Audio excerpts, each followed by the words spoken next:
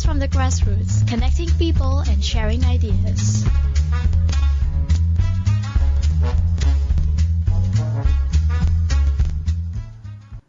Hello and welcome back to Durian ASEAN. This is Gowri. And this is Grace. And we are moving on to our Blast from the Grassroots session for this Friday morning.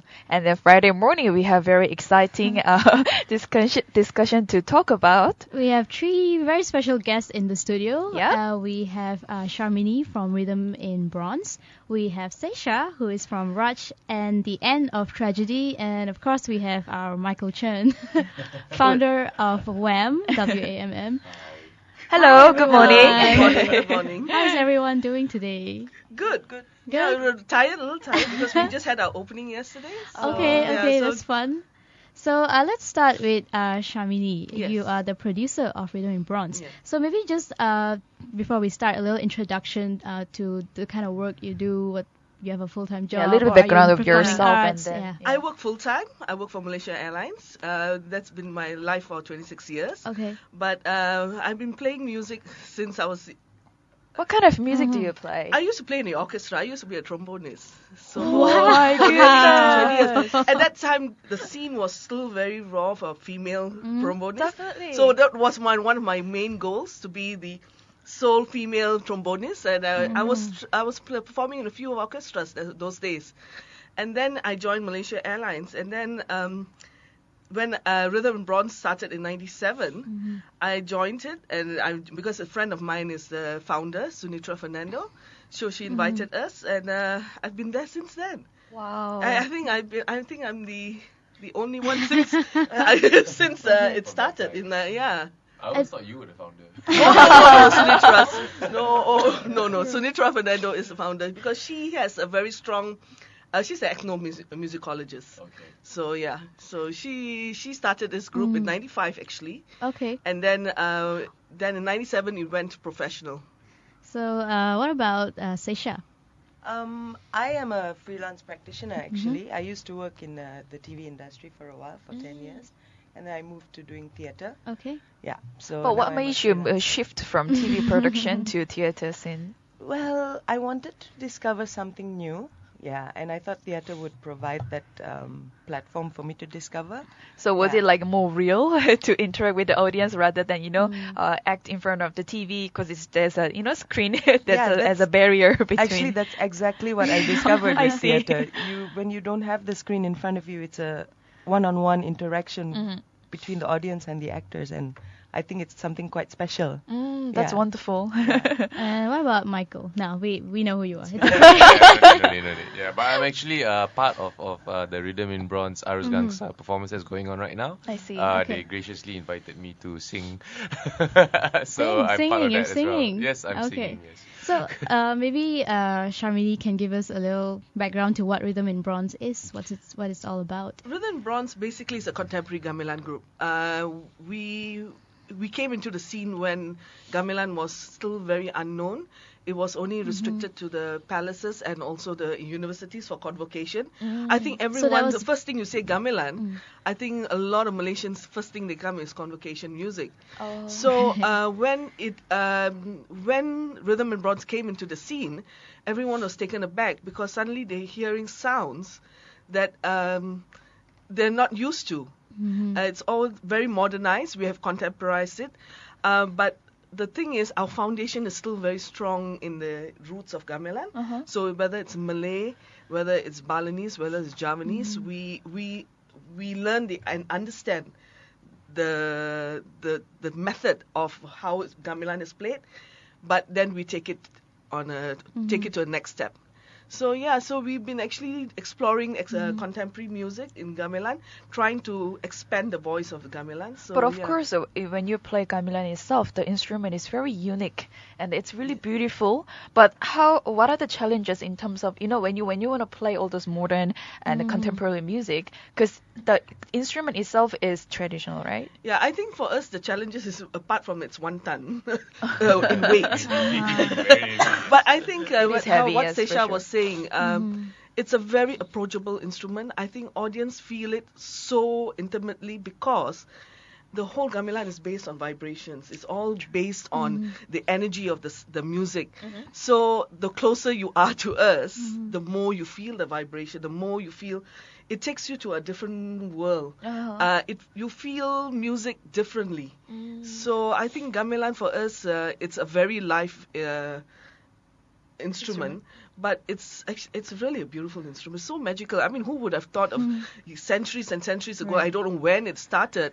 Someone taking a metal plate and banging into making into little pots and pans, and for us to play music on. I mean, it's just beyond how creative people were to come up with it. And then you have made a step forward to make use of this and have a production. I think in terms of challenges, I think I don't think we are confined to that. We are always trying something that we believe in, what we are passionate about, as long as we have a parameter of not overstepping in and making it into a percussion instrument. Oh, okay. So we still use it as a melodic instrument. We still want to bring out the voice of the gamelan. But when you started out, because you said back then, of course, the perception of the people were different. Was it difficult to do performances, get people to come and change their... Yes, it is very much so, because I think they come for our first time. A lot of first timers, when they come for our concert, and then they come, wow, I didn't know you did stuff like this, and I said, yeah, I mean but it's already, we've been here around since '97. We are still surprising people. So we are trying to open up. So we actually started a children's music theatre where we use children using gamelan to tell stories. So we just finished it in August. So even then we are trying to expand the audience to give them exposure that gamelan is actually a very beautiful instrument. And it's not restricted to any culture. Rather than, let's look at the gamelan as a beautiful musical instrument. It's a good experience. You just mentioned the story of storytelling through the instrument itself. What kind of stories do you usually deliver? The thing is, I think when Rhythm and Bronze started, we didn't realize we subconsciously were telling stories when we play. A lot of people never come to us, and we are always, but we are just playing. We are playing music. But they say there are a lot of stories in the way we move, the way we react to the music, and when we are performing. Wow, that sounds very deep. Yeah, no, but it took us years to really there's a lot of stories. That's why we actually own the name Gamelan Theatre, because I think a lot of people assume Gamelan Theatre is we're going to do some acting and we do not. But I think we are trying to bring the drama from the music. Oh, that's wonderful. So that's what Gamelan Theatre, and I don't think we will always confine to this. We'll be always exploring. I think basically Rhythm and Bronze are explorers. So we do not confine to what one thing or one label. A lot of people try to label us, we are a music group. We say yes, but we are performers. Then they try and label us in so many labels. But I think we are constantly exploring. I think we are exploring ourselves, not what we are carrying on to do that. So I think for us, it's a journey for us. Yeah. And moving on to Saysha, tell us more about Raj and the End of Tragedy. Raj and the End of the Tragedy is actually a new play written by Joe Kukatas. Okay. And it's actually ICT's 25th anniversary this year. Oh. Yeah. We're celebrating my 20th birthday. When's the party? That's why we're going to have a party. We are going to have a party. Please do come. Awesome. We have a fundraising night on the 30th. Okay. And basically it's to kind of get some funds in and so that we can continue the work that ICT does. Yeah. And could you tell us about the performance itself, Raj and the End of Tragedy, or you want to keep it secret and then surprise the audience? What can I tell you about the show? Well, as you can see, we have 5 amazing actors there, including Jo herself. Yeah, we've got Suhaili, we've got Gafe Akbar, we've got Anne James, and Dopo Narita. Yeah, don't forget Dopo. Yeah, don't forget Dopo. Yeah. So, I mean, there are a bunch of very, very good actors, but they are taking a big challenge this time because none of them will be speaking except for Jo. Yeah, Jo will be the one. So, what do you call that kind of performance? Is it like silent, but then there's a one actor? Physical theater drama, I think. Oh. Maybe this is what you would call Is it. there Okay. a lot of movements though? A lot yeah? of movement. Oh, okay. Yeah, it's Right. a lot of movement. So these actors will be telling the story with their bodies, basically. Oh, Yeah. that's Right, even so more it's- challenging. Yeah, Yeah. it is quite a challenge. Uh-huh. Yeah. Is there a reason why you're staging this one for the anniversary? Is there a story behind it, or? Well, actually, Jo has been writing this for some time now, Okay. and she's got it together already, fully, and she's spoken to someone from Singapore, a company called Cake Theatre. Okay. Yeah, and they are quite visual artists. They have a strong background in visual. So Yeah. that's a visual, that The term visual has come element, to, yeah, yes. will come, strongly with our creative team from Singapore. Oh, that's wonderful. You mentioned about fundraising. Yes. Why do you have that part? Why do we have fun? Yeah, We always have fun. We fundraising are for always looking which organization or particularly? particularly for Yeah. ICT. Particularly And for this ICT. And Oh, this I see. production. Okay, okay. Yes, definitely. Yeah. But the arts is constantly looking for money. It doesn't matter Yeah. music, dance, theater. We are constantly Well, looking that's for true. money. Yes. Constantly looking for audience as well. Yeah. Yeah. Audience, so- we're all fighting for the audience. We're all fighting for Please money, come, funding. yeah. Yes. Yeah. So And Michael, you want to tell us a little bit about your performance, maybe? Okay, sure. I've always loved and respected what RIB does, especially during my time when I was working at Kakisani. I got to Okay. know a lot more about everything that is going on in the local scene. Yeah. So when they invited me to come and try out to be part of the show, I thought, okay, sure, I'll try. Did you know he could sing, or No, was it? I knew he was in the performing Okay. arts, so suddenly I saw him at the audition. Oh, okay. Yeah, because see. Steph gave me a call, Yeah. right? So I just went there to try see whether my voice suited the sounds that they needed from me, and when they said yes, it actually suited, and Right. then I was in, and I definitely would have said yes. I was just like whether I suited it or not. Oh. Yeah. We rarely have male voices with gamelan. Okay. We had one which we did with Reza Saleh years back. Oh, I see. But we decided we wanted to explore the male voices because the female voice is actually much more suitable to the gamelan. But we felt that we just needed to have male voices. So we How had is it 5 different? How is it different from male voice and the female timbre of voice? the gamelan is such that when you play the gamelan, it suits the female voice very. Oh, it just blends in because of yeah. the frequencies. Yeah. Okay. And also our scale is just going technical a bit, is B flat scale. And a B flat scale is actually very suitable for a voice, a female voice. But that's why we are, as I say, we keep exploring. So we are trying to see how the male voice sounds with the gamelan. So was it a challenge for you, Michael, when Yeah. I'm not a trained singer, so when I had to learn how to do it, it was a bit of a challenge at first. I think the first few rehearsals were very, very tough. Even now, we're still sometimes a bit worried about stuff. But I think after we got used to it, and I'm not the only male singer. There are like 4 of us, I plus see. me 5. So and Dominic Lucien Luke, he's one of us as well. He's a musical director, so he helped a lot wonderful. when they couldn't help us. They were like, okay, you all work on it yourself, so Dom could help us. So yeah, in that sense, we managed to catch we had up 5 with each male other. voices helping out with this particular song that was done by our artistic and music director Gillian Uy.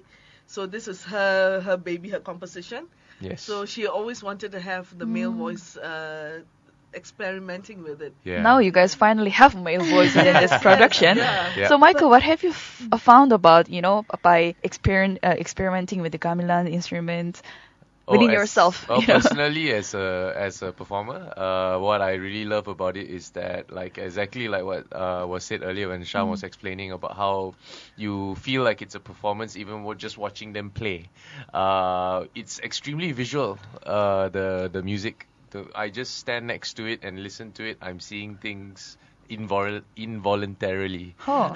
as well. So exactly like what Sham said just now, that we just play the music. I don't know what people are talking about sometimes, No, but it because is as musicians, we are so engrossed in what we are doing, in our world. correct. But I Indulge think to for the yourself. listeners, Yeah. when we listen, it's just so easy to be enveloped into the world. And the fact that when you go to watch this particular performance, Arus Gangsa, there's a theme of water and fluidity and Oh, flow. that's wonderful. Yeah, so Yeah. you're bound to catch your own self imagining thing. I think you're right. Actually, I was in Indonesia for a bit, and I attended a lot of gamelan performances, and their performances go on for like 12 hours Yes. sometimes. Oh my So you just goodness. sit there and you listen to it, and they do have a certain story that they're actually trying to tell you, but they don't actually use words. Yes. But after a while, after a couple of hours, you slowly sort of get the Indulge hang yourself of it. into the story of them. And you start seeing things, imagining things. But also, I think the fact that when you watch the musicians,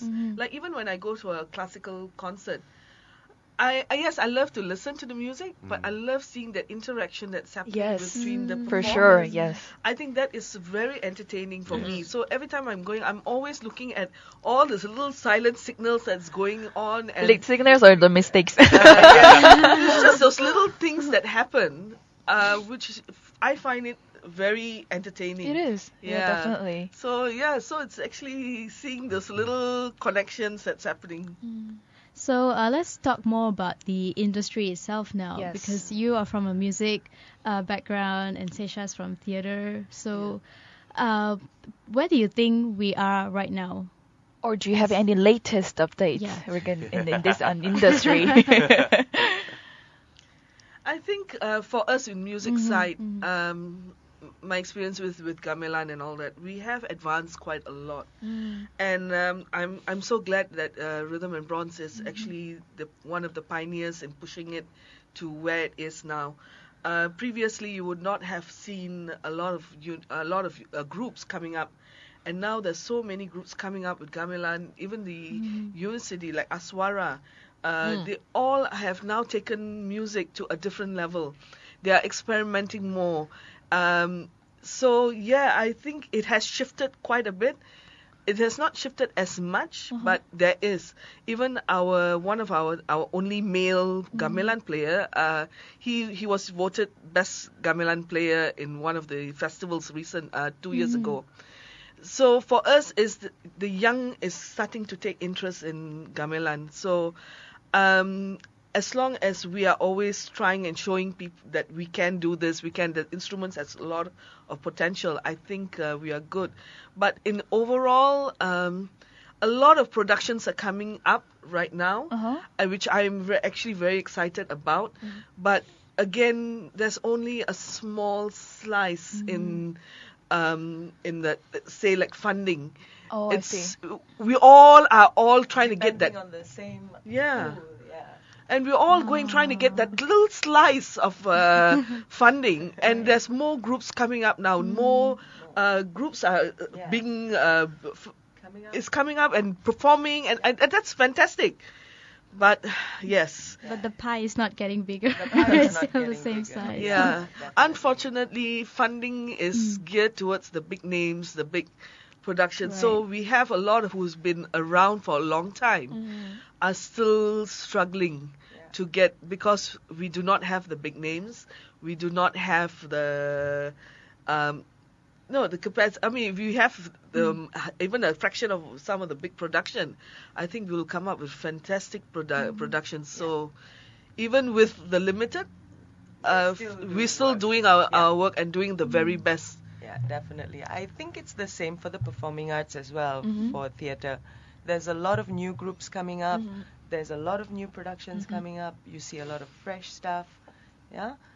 But unfortunately, for them to keep working and keep doing it, it's getting a little bit tough, because not only the funding is the same pool of thing that we all are tapping into, but the audience as well. Yeah. Yeah, we have a very limited audience. We are always trying to reach out to more people. Yeah. We are always trying to get people to come to the theatre, because the experience is special. I mean, you can see that one-on-one experience, to see the performer and to see the actor. It's Yeah, magic, actually. and then the other thing is we are all in the same, whether it's act theatre, whether it's music or dance, we are in that same slice. Yes, we are all in the same slice. Do you think we have a regular theatre-going crowd in KL or in Yes, Malaysia? We do, but I think it's a very small group. Yeah, and that's the group we are all kind of like depending on, to come and watch our shows. Is it because, I have a question, is it because here in Malaysia, it's because of the culture, they are not used to go to see performing arts or music, attending the music concert, because other countries it's already have become a culture historically and also traditionally. So I'm just comparing and then try to bring out the facts behind it. Most definitely, our culture here is not as strong as we would like it to be. But as I said, that's why we always try things differently. So when we did the children's music theatre, we had actually reached out to a whole different kind of audience. So they are aware that this kind of performing arts exists. Yes. So when we did Ombak, we did see a lot of new faces, a lot of family who are coming because we have 23 kids involved in that. So you see the extension there, and we are hoping to get them and attract them to come to the performing arts and see what, even whether it's kids, adults, where if you do a really good quality production, it's fantastic. In fact, I just need to mention Jo Kukatas was our script writer for Ombak, and also she was one artistic director with Gillian Uy. I see. And Gafir Akbar was our director with Lorna, who directed the kids for. So it's a small community. It's a small community. Yes. So we work together, but yes. So that's wonderful. Yeah. So we were hoping that whatever we can extend to the wider audience to come and see the individual performance, because I mean, who has not heard of Jo Kukatas? We all have heard about Jo Kukatas. Yeah, that's true. So and it's the work just, that she does but is quite amazing. but still that audience. niche. That same very small audience. Yeah, in Malaysia, I think we got this funny thing where the audiences would like, I can pay 10, 12 ringgit to go watch a movie. Why would I pay more than that to go watch a live theatre performance? We still have this mindset of following mainstream and to be able to be a part of the majority group. Yes. I think it's just the lack of awareness. I find that in the new industry I'm working in right now, which mostly social media, most is filled by the young and all 23-year-olds, 24-year-olds.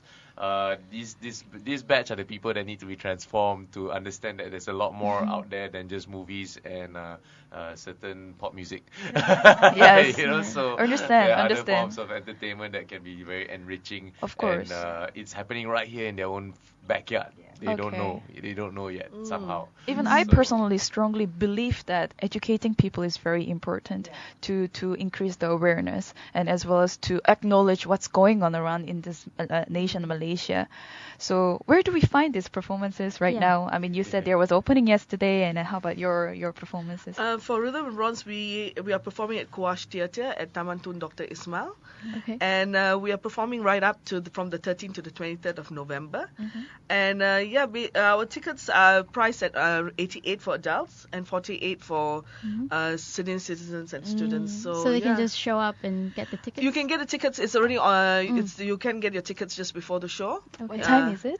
It starts at 8:30. On Saturday and Sunday we have two shows. It's matinee at 3 o'clock and a night show at 8:30. I see. How long is the show, by the way? It's about 2 hours. Yeah. Couple of hours. We didn't decide. It's about 2 hours. It's just about. I see. Yeah. You fly by. You won't realize. Yesterday it was like, we're already Like finishing. an hour and then, hey, we're done. We're done. But it's about 2 hours. Yeah. I see. And Saysha, you want to tell us about Raj and the End of the Tragedy. It's playing in KLPAC, Pentas 2, from November 27th to the 30th. The tickets are 58 ringgit and 38 ringgit. 38 ringgit is flat for students and 48 ringgit for the matinee show. And we also have the fundraiser on the 30th. Yes, if you have friends, please do let them know. Of course. Yeah. So thank you so much, three of you, for joining us Thank you in our so room much. this morning. Yes.